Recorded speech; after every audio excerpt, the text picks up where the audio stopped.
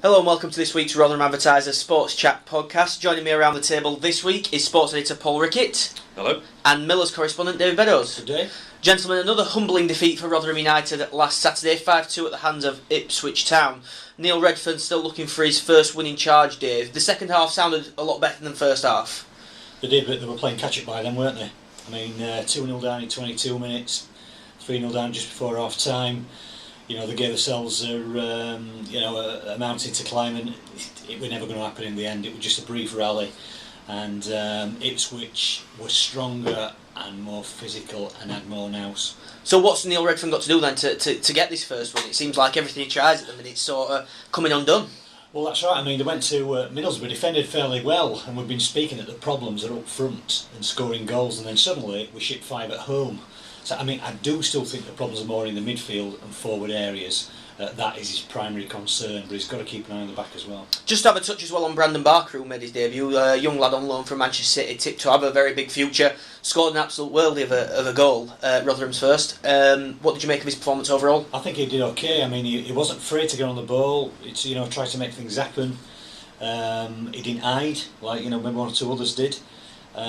He's a ball carrier, a bit like Foyad, who went to Norwich. So it bodes well for the future. It does, but he hasn't got maybe a Foy's physical presence. But the lad obviously has got ability and he's worth keeping a look at. And just to touch on as well, Dave, just from Saturday's game, Paul Green becoming a little bit of a scapegoat with some sections of the Millers fans at the moment. It was at fault, you'd say, probably for the first goal, giving it back to Ferry and Rawson in the box when he was under pressure. The second goal, he got robbed on the blind side. Maybe a shout from a teammate would have prevented that. But they both came from Paul Green, both of the opening goals. And some fans then took the decision to boo him every time he had the ball, which I'm sure you'll agree is very helpful in the current situation that the Millers are in. I mean, Paul Green had a nightmare, let's not forget that he did, and I'm sure he might admit that as well. But again, bravery isn't always flying for tackles, it's not hiding. And he didn't hide. We were still going for challenges, still trying to get on the ball. And when you got a player in position who's getting booed by the crowd, it doesn't help. It's not going to raise him at all. It's not going to do anything for confidence. Give the guy some slack. And to be fair, I mean, I had 1 or 2 comments after he's been poor at home, but last couple of away games he's done okay. So he hasn't been consistently bad. So give the lad a chance. Just to bring you in now, Paul, it's been a tough time for Neil, and I'm sure you'll agree that he needs a little bit of luck just to turn it around now. Well, he needs a lot of luck, and he needs. I think the Millers have got to have a big rethink over the next few weeks. Tony Stewart said in the Advertiser last week he knows what he wants. The Millers need to be cuter about things, but I think for me the crux of it all is they've got to realise that they're in a hole here, and the only way out of it, I think, is to bring in more quality, and that means spending money, and a lot more money. Dave, is it as easy as that though? Everyone's fighting around for these quality players, aren't they? They are, and when you're bottom of the league, it's hard to get them here, isn't it? I mean, it's a vital time. The next 2-3 months is important. The loan before then, and then that January window.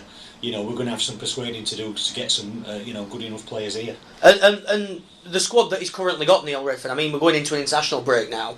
How important is it that he gets a settled 11 and works with that 11, and so each man knows what is required? That's right. Well, some good results will go on that way, won't it? Because that'll be a pointer for the manager. He's been chopping and changing. You can't blame him. It's given him a chance to look at everybody in match action, which he's done. He's seen them all now, most of them competitively, hasn't he? So we'll see how he is going forward after the break. I think the difficulty, like you say, is bringing in these players who look at Rotherham's, see them adrift at the bottom and think, not doing that.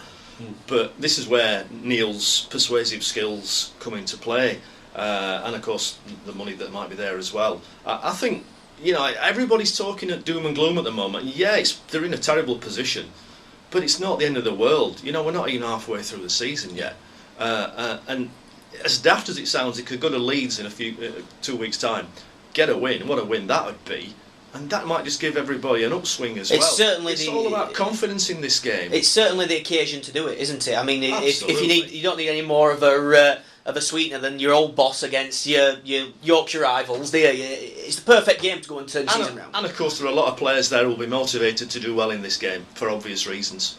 So I think just turn on this game as daft as it Johnson sounds. Clark-Harris actually talked about that in the video interview in the match. He actually says that he wants to go and get one over on his ex-boss, and I'm sure there'll be 1 or 2 other players, won't there, Dave, who'll be thinking along them lines. Absolutely. I mean, if you look at it, the press is on Leeds, isn't it? And Steve Evans, in a way, they're at home, on a run of good form.